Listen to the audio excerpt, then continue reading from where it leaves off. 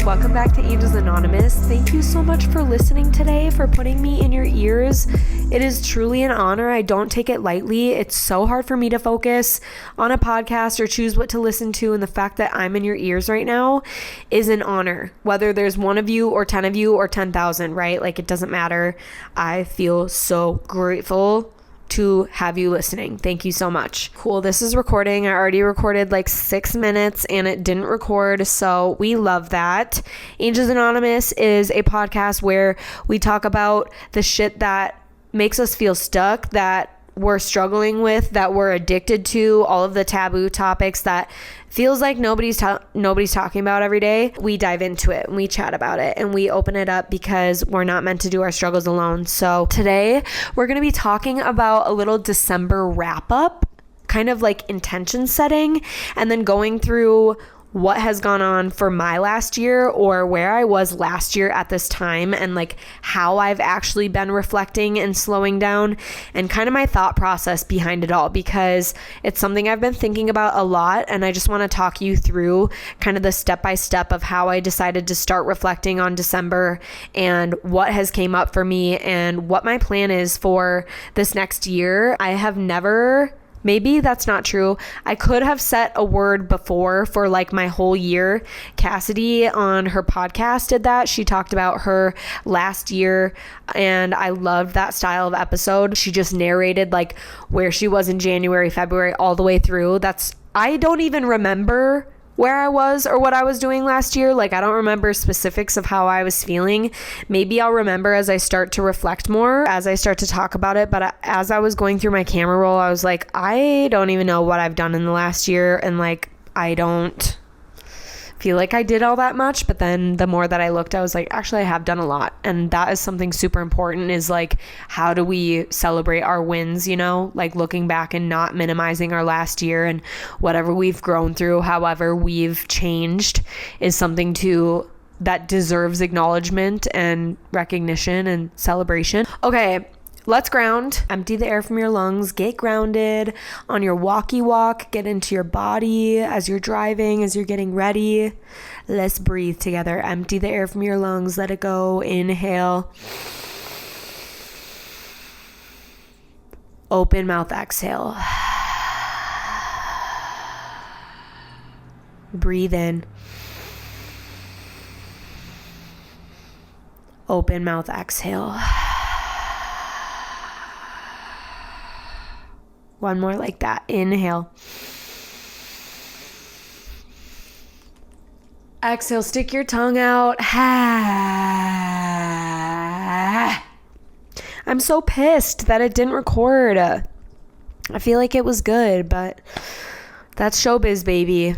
Whatever. Angel number 828 is what I picked for today, because I looked on Google of what an angel number for December is, and number 828 was the one that was next to Cancer. There was like a whole list of, for each astrological sign, what your number is. And mine for this month is number 828, but we're just going to use it as our number. Angel number 828 brings a message to focus on what it is that you really want to achieve. Success depends on your attitude, your way of thinking, taking affirmative action, and taking responsibility for the outcomes in your life. Have the desire and intention, make the decision to take action, and then do it. Take a leap of faith and trust that your inner guidance system, I love that word so much, inner guidance system, your intuition, your internal GPS, it's going to lead you in the right direction. Angel number 828 may be an indication that one door is beginning to open and another is about to close. So be sure to listen to your intuition closely, as it will guide your steps to positive and steady abundance and prosperity during these changes. Angel number 828 is also a powerful message of faith, trust, and self-belief. Your positive attitude, your prayers, and positive affirmations have been heard and acknowledged by the universal energies. You are encouraged to stay focused, balanced, and at peace within. Continue forth upon your spiritual path and soul mission, as your desired results and outcomes will manifest in your life. Trust that all is going to divine plan in divine right time. I love that so much. The first time I read it, I was like, oh my God, that's me. Success depends on your attitude, your way of thinking, taking affirmative action, and taking responsibility for the outcomes in your life. The mindset behind that is literally teeing us up perfectly. Thank you, universe, for the episode. And I kind of loved the structure of like, here's what I entered on ChatGPT and here's my thought process behind it in the last girl chat that I did, because it really like shows you where I started and like how I brought this idea to life and how we're at the point that I am right now. It's just like, it's so real. All of us going on ChatGPT and like word vomiting what we're feeling. Good for you if you're not using ChatGPT because of all the water that it's wasting, but I am using it, unfortunately. So this was in Florida. This was after my manic spiral episode that I talked about on the last episode. I did a little update about how my trip with Spencer went. We spent a full week in Florida together and I had some anxiety episodes. I talked about it in the other episode, so I'm just gonna shut up and you're gonna go listen to that one next, okay? I said, I don't feel like myself lately. I think everything I experience is a result of unmanaged anxiety, but I'm trying so much to manage it. I've been taking the week off social media for my mental health. I've been meditating every morning for months, pretty consistently, journaling, reading, getting in nature, taking breaks, exercising, focusing on my sleep. I'm sober, but I struggle with smoking CBD every day. I don't mean to be laughing at myself, but this is just like, it's so funny. It's so real. The full emotional dump on ChatGPT, because it can hold it all for us. I'm sober, but I struggle with smoking CBD every day and wanting to numb out. I feel like I'm so negative and gossipy and mean, like I genuinely don't feel good or like a kind person, and the guilt and shame is eating at me. I feel remorseful, but then day to day feel so irritable that I snap right back into being horrible instead of kind or soft, like the Vanessa I know I am at heart. That is so sad. But that's genuinely how I feel so much of the time, and something that was so heavy on the brain. And so I had to get it out. I had to figure out like, what the fuck do I do with this? So of course, ChatGPT validates my life away. It says that I'm overloaded and I'm not mean. I'm irritable because I'm dysregulated, that I've been relying on top-down healing and I might need a bottom-up approach for my nervous system. The bottom-up regulation is like long exhale breathing, the vagus nerve stimulation, the humming, the cold splashes, the gargling, all those CBT skills that I learned in outpatient therapy, small somatic shakes to release tension, grounding through your feet, co-regulating with someone safe. All of this doesn't mean that you're failing. It means that your nervous system is asking for a new approach. The irritability and guilt cycle is a sign of emotional depletion. I've been sober. I've been pushing myself to be more socially aware and self-aware, moving through relationship stress and challenges that come up with committing to somebody for a year, navigating creative pressure, dealing with burnout tendencies, carrying hidden emotional labor from work, relationships, my move. If you move, you know how stressful that is. My cat's fucking surgery that happened this year that I'll talk about, my health, my gut issues, everything. It's just a lot. If you feel similar, if you feel like you're a bad person and you feel irritable and like remorseful and you're in that cycle, you're depleted. We are depleted, and tiny things feel huge when we're in that mindset. And your desire to be loving towards someone, you don't have the capacity for that. So like how you want to show up versus how you actually do show up is completely different, right? I felt like a stranger to myself, and I'm like, I want to reverse some of this.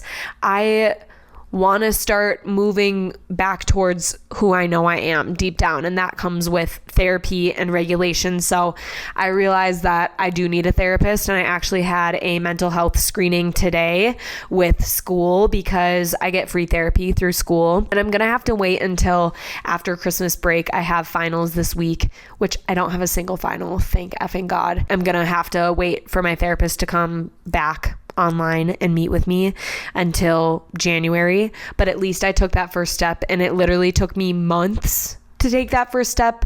I hate doing a mental health screening. I wanted to ditch it today, but I know that every time I feel completely broken down, the first thing that pops into my mind is like, Vanessa, you need to go to therapy. And taking the steps to get there, the hardest part is getting there, is making the call, is getting on your mat. I promise you, it's the hardest part. So if you're doing that for yourself, step by step by step, you're doing it. You're showing up. Fuck yeah. And wherever you're feeling, however dysregulated, however lost, however out of control, however emotionally neurotic you feel, it's reversible. And the fact that we're aware of it means that we are already on our way back there. Then I was like, help me set intentions or plan for this month with boundaries and tactics that are proven to help my mental health. I know I need a therapist and I want to start microdosing, but then what else do I do? Maybe this is a realization that everything I was doing to manage my anxiety was just all stuff that I was doing alone. And therapy is a huge part that's missing for me. Maybe I also need medication, whether it's like holistic herbs or a medication of some kind. Like, I don't need to be holding all of this myself. ChatGPT helped me come up with a December mental health plan, and that included boundaries, support, nervous system healing, and daily tactics. So I went through in my journal and like wrote down what stuck for me with this prompt, and then wrote some notes on my phone too of little tidbits that I can take with me, like this quote unquote when I'm irritable note. When I feel snappy, it says, number 1, stop, take an inhale for 4, exhale for 7. Number 2, say I'm overwhelmed or not unkind. Number 3, shake my hands and arms for 30 seconds. Number 4, ask, what do I actually need? Number 5, take 3 minutes alone. And number 6, re-engage only when I'm calmer. Have I used that? Not really, but it's a really good idea and something that I do want to tap into more to regulate myself. But it came up with some really good tidbits. Number 1, my intention is to restore my capacity, not pushing harder, not becoming this like perfectly regulated Vanessa, just rebuilding my capacity. Number 2, stop carrying everything by myself. I'm allowed to need support, and therapy, community, co-regulation, that's all medicine. Number 3, reduce inputs. This is still a struggle. I wonder what my screen time is today. Reduce pressure and reduce stimulation. 5 hours and 40 minutes today because it was a day on social media creating. Reduce stimulation. You don't need to learn, fix, or analyze anything for a while. You just need space. And that is a huge thing that I'm trying to do, is give myself permission to take space. But it's hard when I feel like I want to show up for myself and not step back and shy away from and stop posting on social media as much, or take a step back in this and this. So like, how do I do that in my daily life without canceling on or ghosting the things that I've committed to, you know? Number 4, choosing gentleness over self-judgment. My inner tone this month is I'm doing my best and I deserve softness. Say that with me. I'm doing my best and I deserve softness. Yes, we do. So my weekly structure is 1 support touch point.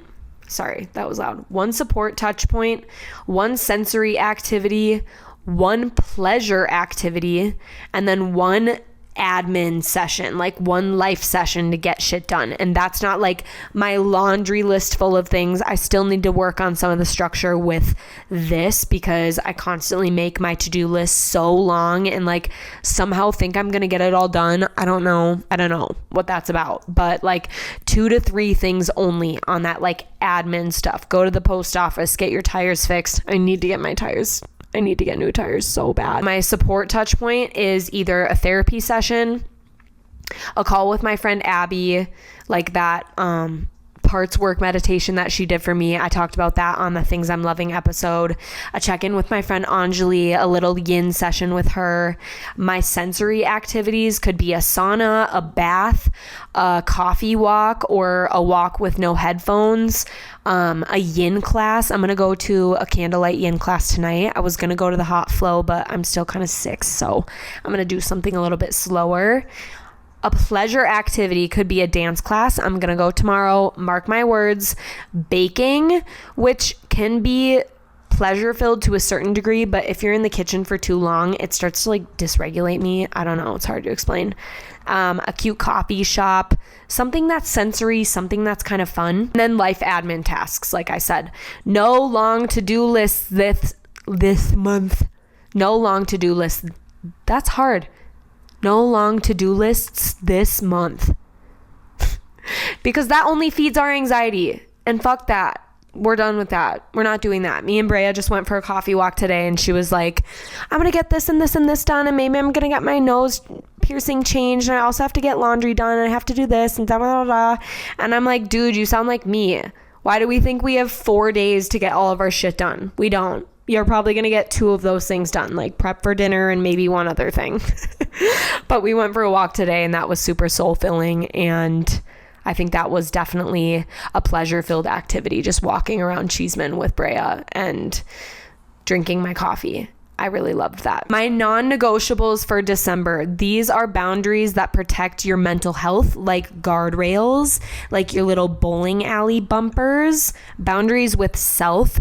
No spiraling alone. If I feel activated for more than 10 minutes, I'm going to voice memo a friend or write down a 30-second state check instead of analyzing. I'm also limiting my morning inputs for the first 20 minutes of my day, something snack-sized, a SMART goal, if you will. It's small, it's measurable, it's attainable, it's timely, it's... what's the R? Responsible? A micro rest daily. I still have to do that today. 10 minutes where you lay down with your eyes closed and just be. Like literally set an alarm. Don't check your texts.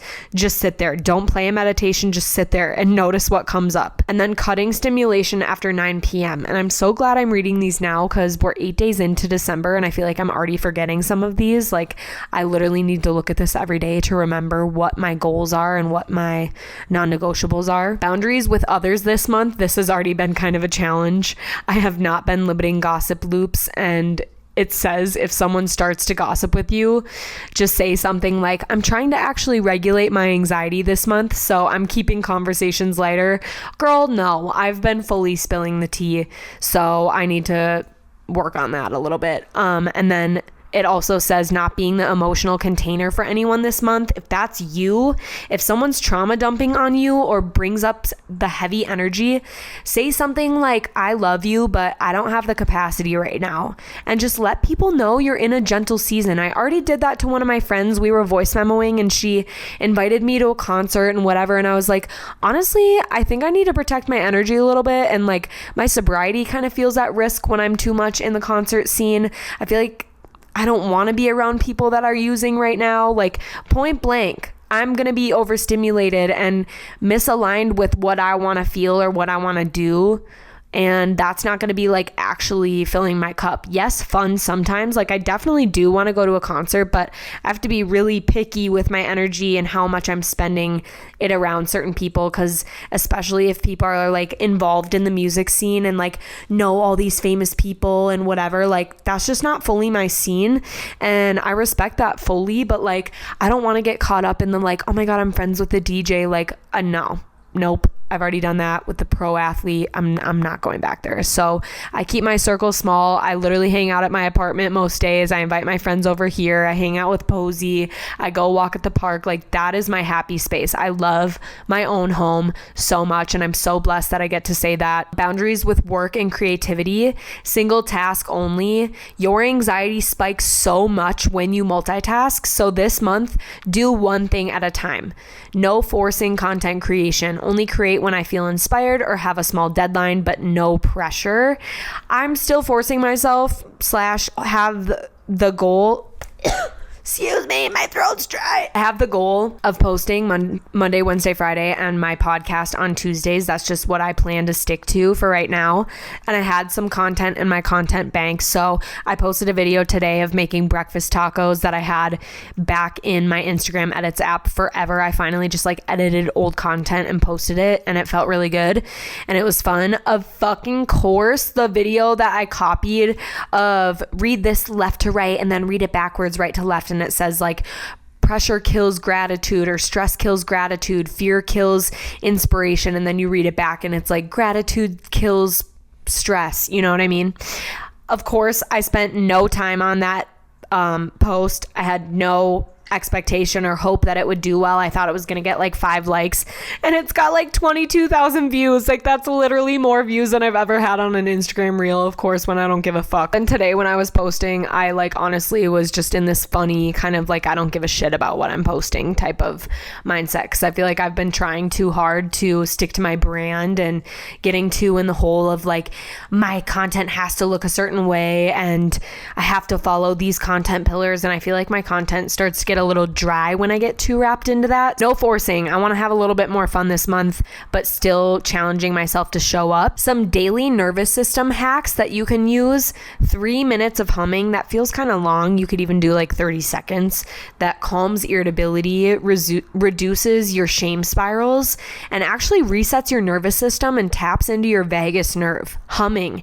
That's why I'm such a huge advocate for it, why I guide us through breath every time. I tell my yoga students, you need to be humming, you need to be sighing it out. Like a good sigh or hum is so good for the heart space where so many of us clench and hold anxiety. So start humming.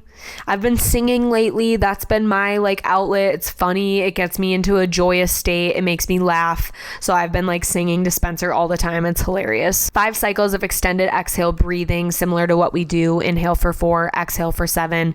Do this before reacting when you feel snappy.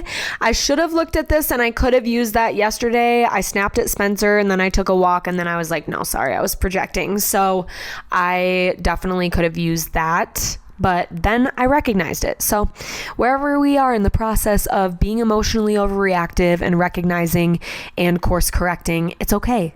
It's okay to say sorry. It's okay to admit that you were wrong, that you overreacted, that it's not actually about the situation, that you're feeling just overwhelmed or flooded with emotion. That's happening to me a lot. So I'm working through that. Oh my God. It also says reduce caffeine slightly, not cutting completely, just reducing to 1 morning cup or half calf. And I said that in the Things I'm Loving episode that I'm going to be switching to half calf. So mark my words. I'm going to do that. Use your voice. If you feel stuck in your head, use your voice. Hum, talk out loud, call somebody, say affirmations, because thinking alone is just making your anxiety stronger. We definitely need to be using our voice more. That's why I'm talking on the podcast, calling people, talking about it. It's to heal each other, to address the things that I feel like nobody's talking about, but it's also to help me heal selfishly. It feels so good. Essentially, the summary is that my action plan, I'm choosing to reduce stimulation, to get support, to drop the pressure to be better, to prioritize my nervous system over productivity, to speak to myself gently, to let go of guilt, to only carry what is mine. I'm not allowing overscheduling, emotional labor that I don't have the capacity for, gossip loops, late night spiraling, overthinking as a coping mechanism, self-judgment, numbing out without awareness. What I am allowing is rest, tears, anger, boundaries, having soft days, imperfect regulation, needing people, and being human. I love that so much. So then I made a little December mental health plan PDF. I saw it on Moon Omens. If you don't follow them, I repost their stories all the time. They post like daily horoscope, kind of like inspiration, angel number type messages. The one for December 1st said, let this December be your time for deep soul retrospection, integration, and renewal. You've grown so much this year, and now this closing chapter of 2025 becomes a moment of heartfelt acknowledgement and celebration for everything you've become. Nurture your inner soul sanctuary before you open your wings and soar high in 2026. There's so much magic waiting for you on the horizon. Meet it with your heart open and your spirit ready to receive. I just copy and paste that picture and say, how do I actually put this into practice? Like literally, you know, it feels so good. It sounds good. It's like, yes, I want to do this, but how the F do you actually do that? Really small daily practices. You could do a moment of introspection or retrospection. So looking back, what did I learn about myself today? Where did I feel like the most me today? or what drained me that I don't want to carry into 2026. You can even write just one sentence. That's it. The reflection doesn't need to be this super deep journaling. Another one you could do is an act of inner sanctuary. So taking a pocket in your day where no one else's needs, emotions, or energy comes into that. Sitting on your bed for 5 minutes, slow stretching with soft music, lighting a candle before you go to sleep, doing a restorative yin yoga pose like legs up the wall, making your coffee and drinking the first few sips without any distraction, just nurturing your inner sanctuary without needing to escape your life. Easier said than done, but implementing those little micro supports, those micro actions of self-care could really help. And then one boundary a day, a micro boundary, putting this into practice by choosing just one, saying, I actually don't have capacity for this right now. Not immediately responding to my texts. I need to work on that one. My texts are always unread, opened, responded to because I have too much anxiety about ghosting people. Logging off social media after 10 to 15 minutes. Again, my phone time is literally 6 hours. I've checked it so much today. Walking away when you feel overstimulated. Yay, I did that one yesterday without even setting a goal. I went for a walk and was regulated and came back and was like, sorry, I'm projecting. Not engaging in gossip. Definitely need to work on this one, but it's so fun sometimes. And then protecting your night routine. Weekly practices, a weekly closing ritual that you could do every Sunday or whatever day feels right. If you're in Denver, come to my yin yoga class Sunday nights or Sunday morning flow, and then check in with yourself. What drained me this week? What supported me this week? What boundary do I need for next week? And what am I proud of myself for? So you can pause that, rewind it, write those down. What drained you? What supported you? What boundary do you need for the next week? And what are you proud of yourself for? This is how you acknowledge and celebrate what you've become in real life. Doing one expansion moment. So to prepare to actually spread your wings in 2026, we need tiny doses of expansion. Ooh, I love this one so much. An example is trying something new. A new recipe, a new walk, a new conscious, eco-friendly, mindful, intentionally consumption outfit. A new playlist. I have all my playlists linked on my link tree. My playlists are fucking bomb. Go pick one. Do a little flow in your house by yourself. Say yes to one small thing that excites you. Or take one uncomfortable but good action. One thing I've been wanting to do lately is like record myself talking or like walking down the street, but I always put my phone away when a stranger walks by me. And I want to challenge myself to not put my phone away. Like that would be my little one uncomfortable action, is like boldly do whatever the fuck I'm doing and not try to hide or like get embarrassed when people see me. One, tidy up your energy moment. This is an energetic decluttering. Clean out one drawer, unfollow 10 accounts, clean your car, delete old screenshots. I just deleted like 6,000 pictures from my phone on the airplane ride home from Florida. It felt so good. Put clean sheets on your bed. I could definitely use a sheet wash because physical clearing equals emotional integration. The more that we let go, the less weight that we feel on our shoulders, on our hearts, in our minds. I felt this heavy weight of like needing to clean the house. I think that was also part of why I felt so anxious yesterday, is I knew I needed to clean the house and it just started to make me feel so anxious. And like when my home is clean, my mind feels so much better. Your mind mirrors your home and vice versa. So when you're feeling messy inside, it usually gets reflected in your environment, and or the other way around. When your environment's messy, it makes your head feel foggy and messy and anxious and all over the place. Clearing your environment. Mindset shifts. Here's how you shift. Deep soul retrospection looks like, why am I feeling this way? Not as criticism, but like being curious. So shifting from what's wrong with me or why is this happening to me to what is this feeling trying to show me? How is this happening for me, right? Integration is really slow, really quiet, really repetitive and gentle. So don't jump to the next version of yourself. Let all of these little moments of growth really land, take the time to be introspective, to reflect, to take things slow, to acknowledge the small wins, because that's how we actually timeline shift. It's not this like huge quantum leap always, right? It's like in these little moments. I've been hearing a lot of things lately, like your morning turns into your day turns into your week turns into your month, into your year, into your life. So how we wake up, how we treat ourselves, how we're looking at the way that we're doing things, our perspective is shaping everything and is really determining the future reality that we want to tap into. It's not this like, 20 grand shift overnight just because you got a raise, or like all of a sudden your Instagram account pops off and you get famous. Like maybe that is a quantum leap that's going to happen for you. But for me, that has not happened thus far. So I don't know. Maybe it will. Hi, baby. I missed you. You've been sleeping under the bed. How to nurture your inner soul sanctuary. Stop abandoning yourself for others. You can say to yourself things like, my peace matters. I don't owe everyone instant access. And I deserve slowness. Those feel so good. And meet it with your heart open. Soften where you usually tense up. When you feel anxious or irritable, try dropping your shoulders, unclenching your jaw. That's one I've been working on a lot, is like releasing my tongue from the roof of my mouth. That's always a thing for me. Or like clenching my tummy or my butt cheeks. Exhaling longer, placing a hand on your chest, softening. Just a heart-opening practice. Like, where can you physically soften? That slowly opens our heart space. And I posted the December 4th message from Moon Omens in this same thread. There were a couple other things that I asked about, like doing a cold plunge on my period, and it was like, no. But it said, December 4th, you're about to transition from overwhelmed to overflowing. Your storyline is changing to one of good luck and good fortune.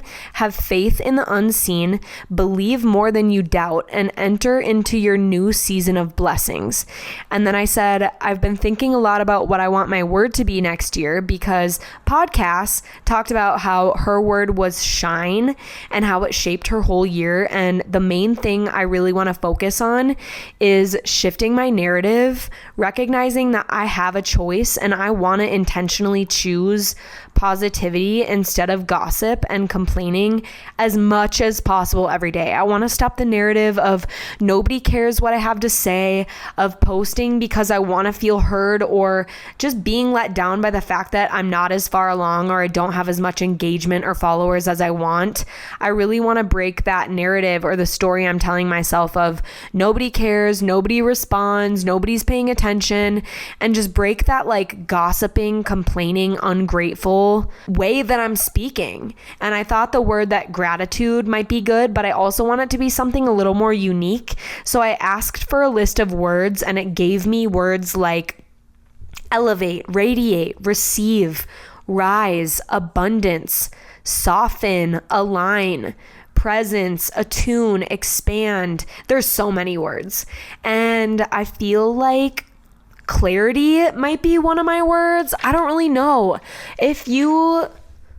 Maybe I haven't even came up with my word by the time you listen to this episode still. So based on what I'm sharing with you, if you have an idea for what my word could be for 2026, I know I should probably like get quiet enough for it to come on its own, but I also want to hear your thoughts of what you think everything I'm saying, how you would wrap that up into a word. Would it be radiate? Would it be positivity? Would it be kindness, gratitude? That's kind of like how I'm reflecting about December and how I'm taking things slower.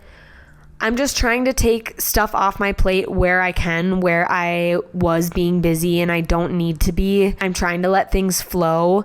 My homework assignments are going to soon be done within this next week. This is my last week of assignments. So school is one thing that is naturally coming off my plate, and that feels really good. I have a whole month to reset. I want to play a lot in this December to January transition. I want to dance more. I want to take a pole class. I want to bake a little bit more. I want to do Q cute, cozy December things.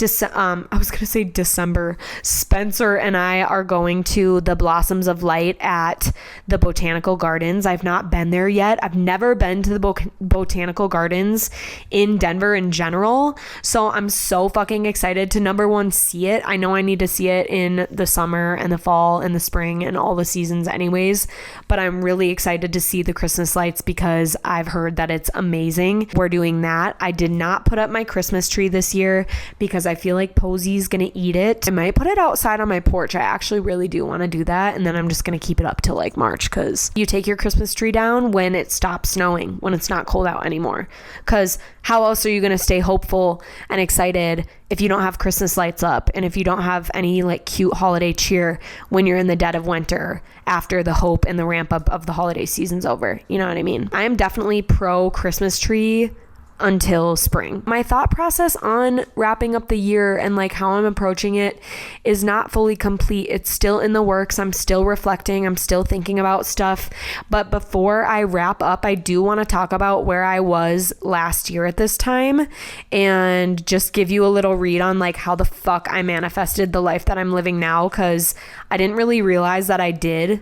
Like, I fucking fucked around and manifested hard. And I didn't really realize like how magical it was and how much I actually created the reality that I'm living in right now based on what I was writing down, and it actually works. I'm gonna carry this into next week's episode about how I manifested the love of my life, how I manifested Spencer, how we met, and like talk a little bit more about my love life, because I feel like I keep Spencer fairly hidden and private just out of respect for our relationship, but I do want to share that story.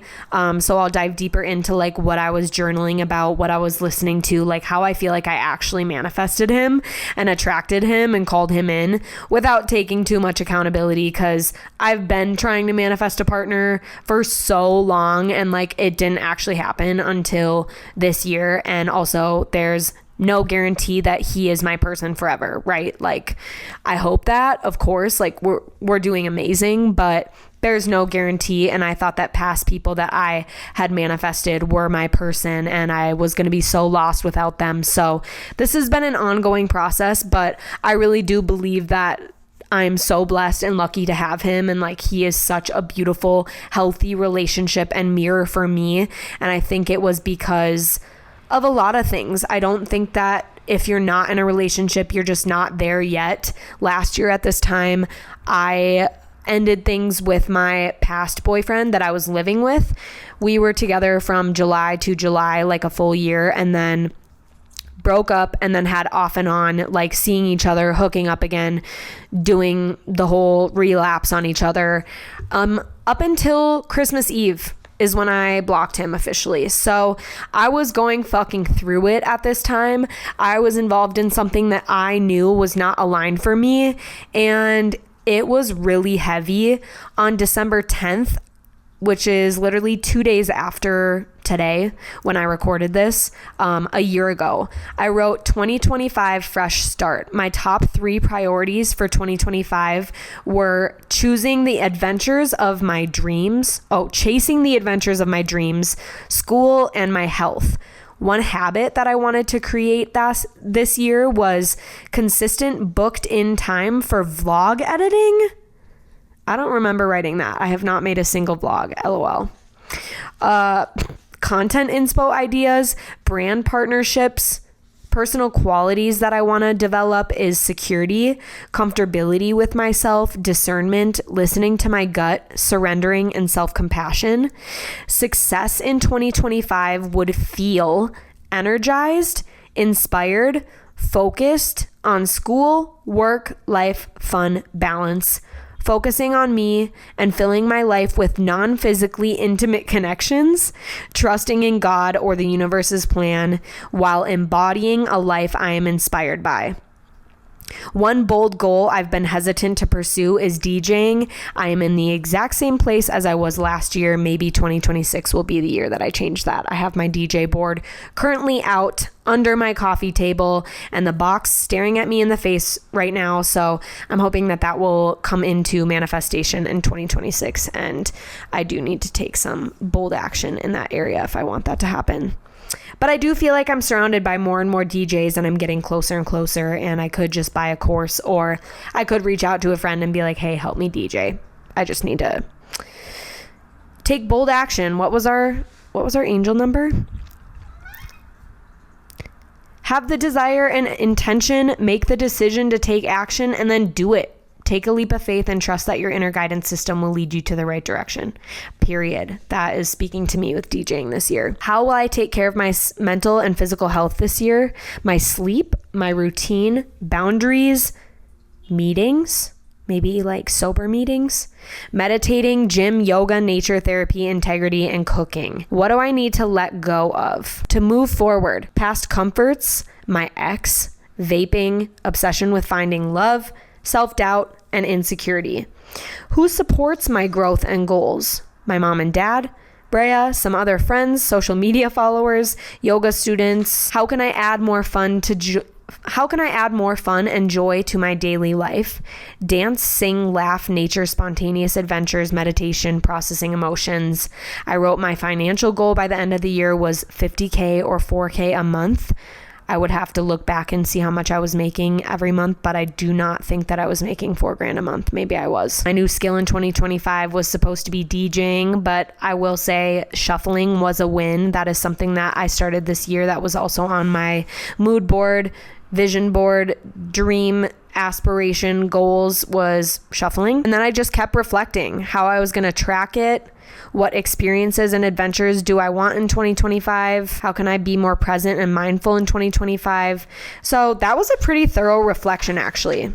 Like, damn. And then I journaled about the full moon in Gemini, and I talked about my ex. I'll read more about that in the next episode because I think that gets more into my relationship. And then by right before Christmas Eve was when me and my ex finally stopped seeing each other. I said, I feel the breaking coming on. It's easier to stay than it is to leave, but I know the life that I vision, and I know I'm being called to break open, to swim through the turbulent waters of grief and heartbreak, and essentially leave his ass. To welcome the discomfort of loneliness with a cup of tea. I remember posting a story Christmas Eve or Christmas Day. I was by my fucking self last year. If you're single and hurting or going through heartbreak, I feel you so hard. I palpably remember what that feels like, and it sucks. And if you're single and thriving, I'm proud of you. I love you. Please empower other women to see how you're approaching your singledom, because I hate being single. I'm sorry, hot take, I just do. It was so lonely for me. 12/20, I wrote 2025, new year, new love. So I'll read that in the next episode, because that is literally the prompt of manifestation that I wrote to welcome in Spencer. I didn't know that he was going to be welcomed in yet. And I think that when I journaled that, it was 4 days after I met him. And then by a month later, me and Spencer were already seeing each other, and I started talking about my insecurities with, does he like me? He's not super affectionate yet. He's been taking things slow. I can't tell if he's into me, all that kind of stuff. And then as I moved through my year, some things that I recognized that I accomplished in the last year, I was texting Anjali and telling her that I was reflecting, and I was sending her old pictures because I got Posey January 4th, I believe, super fresh into 2025. And this is the year that I became a cat mom, and she has changed so much for me. I could do a whole episode on why getting a cat has changed my life, but I've talked about it before. I've made some TikToks about it, how my cat, I feel has made me healthier. She's allowed me to slow down. She's challenged me to stay home more and just embody the energy of a cat. Take a nap midday, lay in the sun, snuggle. I said, this is the year I became a mom. My bestie came to visit twice. I went on trips. I got closer to my degree. I had an internship that turned into a job. I got a fucking staph infection, you guys. Oh my God. It was the worst thing ever. I had an ingrown hair on my knee that I popped with my fingers, and then I popped it with a safety pin, and it turned into a staph infection, and I had to go on antibiotics, and I went to urgent care late at night when I was home in Minnesota for Christmas, and That was right when I started dating Spencer, and on our first date, I'm like, yeah, my knee is literally swollen as fuck because I have a staph infection. It was really scary. I was gonna like try to treat it the holistic route, and then I was just like, no, I need to go to the doctor. And then that was around the same time that I switched my health insurance and signed up for a fraudulent health insurance company. So I didn't have health insurance when I had the staph infection visit, and that was the most stressful, most holy shit. Like that, I think, is why I had such a spiral episode of anxiety for like 6 months, was because of my health insurance debacle that happened and trying to get money back from that and all the calls I had to make for so long. Oh my God, that messed me up. That dysregulated me. That regressed me in a lot of ways, but I'm glad it's out. I'm glad I'm done with it. My cat had surgery. She swallowed a foreign object, and it was literally back to back to back. Got the cat, got the staph infection, health insurance shit, dealing with that all the way up until spring, and then Posey swallowed like a dropper tincture, kind of like digestive bitters tincture.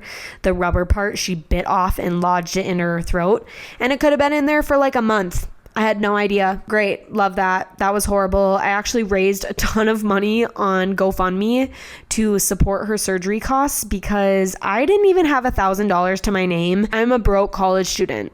I don't want to like reinforce that identity, but it was the truth of where I was at. I was freaking out, and y'all came through. There's so many random people, so many amazing friends and family members, and like all of you who shared the message. That was such a moment for me to be like, oh my God, I'm supported. I have so many people in my corner. Like, I'm gonna be okay no matter what happens, because not only worrying if my cat was going to survive, but also the financial stress of all of that was just horrible. I dropped a lot of friends this year and didn't make that many new ones. I restarted my podcast. I fell in love / met my person. And again, like, I don't want to harp on the like my person language too much, because do I really think that you have like one person in this lifetime? No, but it also feels good for me right now to just call him my person, because he's my man. I love that man so much, and I want you guys to get to know him better. I want him to come on the pod because oh, he's so beautiful and so sweet. I love him.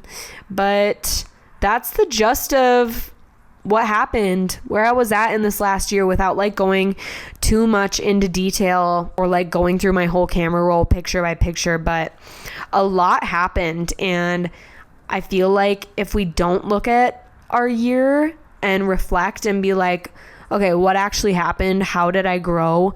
And kind of relive through the camera roll or through your journal entries or however you want to reflect, and just see the fluctuations of what's changed in your reality from last year at this time.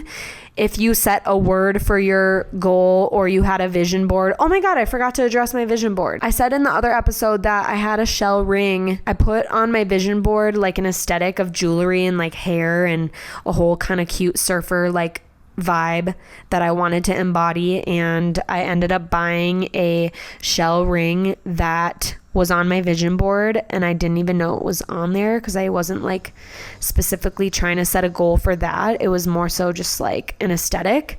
But I had a lot of camping and pictures with a lover and like friends on my vision board. I had a picture of a computer and like other inspirational pictures behind that, like Pinterest quote kind of a thing. And it says, what if everything works out? That's a mentality that I really want to bring into next year too, is what if everything works out, kind of combating anxiety. Some other words on here were balance, abundance is my reality, focus, presence, adventure, health, universe, show me how good it gets, do more of what you love. I had a picture of girls sitting around a campfire under the starlights. That didn't happen, but that's an energy I also want to bring in, is just more sisterhood and camping adventures with friends. I had a picture of yoga on the rocks, of doing pottery, of camping and cooking outside, eating healthy, learning to shuffle, going to dance festivals or music festivals, just a lot of adventure and like feel good pictures. I might approach my vision board this year a little differently. I don't know exactly how I'm going to do it. If it's just going to be like a Pinterest thing, or how I can get really clear on like writing down the vibe that I want and the types of things that I actually like, specific goals I want to manifest, because I feel like that was more of just like a feel good kind of random things, and I could have been more diligent about looking at it and making those things a reality, like learning to DJ, taking a pottery class, camping with girlfriends.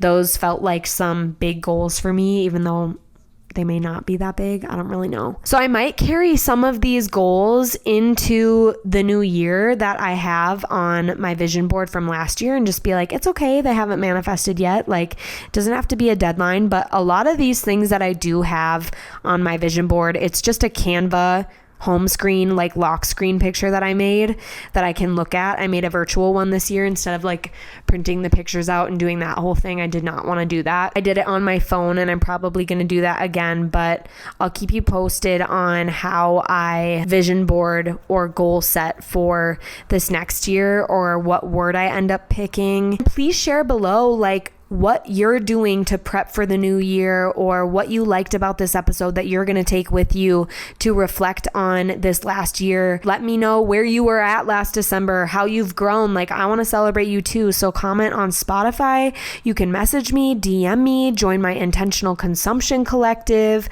Holla at your girl. I'm here. I'm thinking of you as we wrap up the year, and I will be with you into 2026 as well. And I'm so excited to see what this next year has in store for us, slowly, gently growing, expanding, transforming, thriving. Yes, my angels, love you so much, and I'll see you next week.